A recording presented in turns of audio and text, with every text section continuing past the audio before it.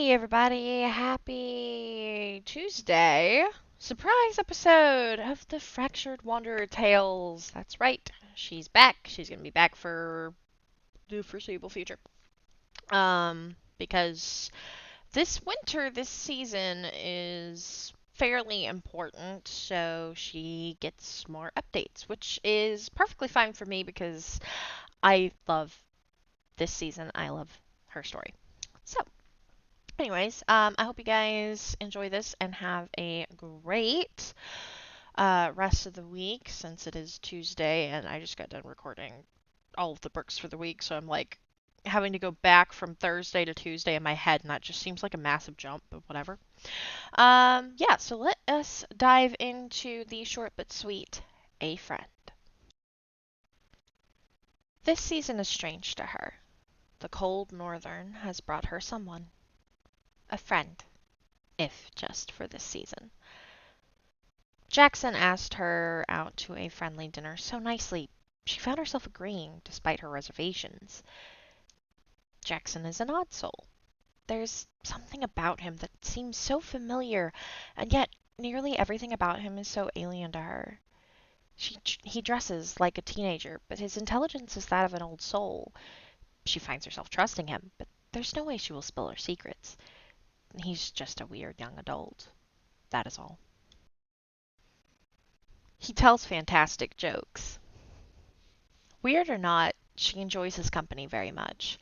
They discuss art, nature.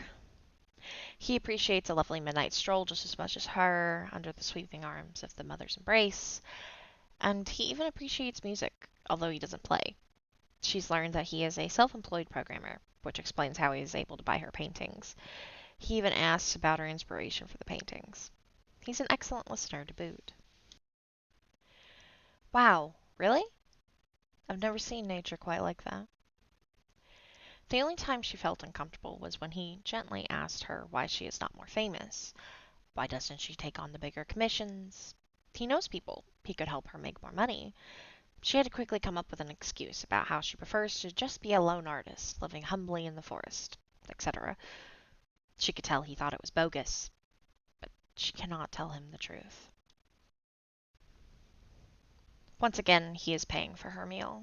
He insisted, even though she profusely refused. Turns out he already prepaid the restaurant and pre-tipped. This meal is fantastic, and the company is amazing. This entire outing is so surreal to her. She feels like Sally and her are two different people. Maybe she could be Sally Daniels, at least with Jackson anyway. Sally is not her. She is funny and sociable, whereas she is quiet and gloomy. Sally has a fabricated backstory, and she does not know where she is from.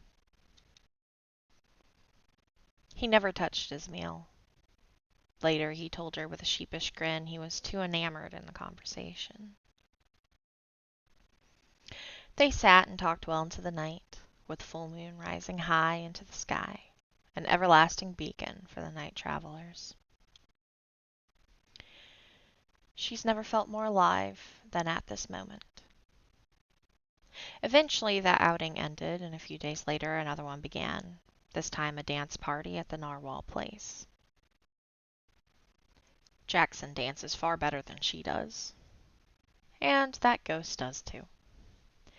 They got down on the night dance floor and boogied the night away. It was great to have a friend. She's still alive. Still, her duties come by to remind her of why she is here. And it is not to have fun. For how much longer, though? This has to be the final season of this. This winter, she will have her friend. But after that, she will be alone again. It has to be this way. Doesn't it? Ah, short, sweet, bittersweet. Man, quote unquote, Sally is. She's got some dilemmas. And this season. She's got to go through them. It's hard. It's really hard to be alone constantly and not knowing who you are, never aging, never moving on. You can't really have friends. Can't tell anybody. And she's watching the Brooks for some reason. She cares deeply for them, cared deeply for Eden, can never meet them. But she's watching and waiting. But for what? She doesn't know. That's hard. She gets a little bit of a reprieve for now, but for how long? That is the question. And then there's Jackson. What's his angle in all of this? I don't know. Any guesses?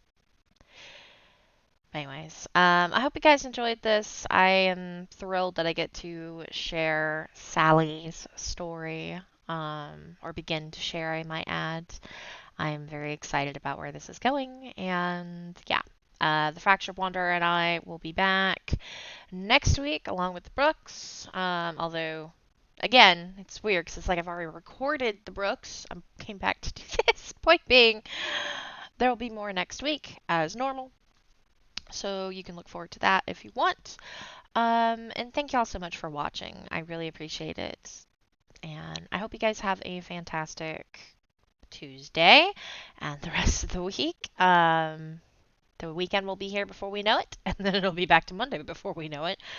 I can't believe it's January 20th, the day that I'm recording this. Like, that's...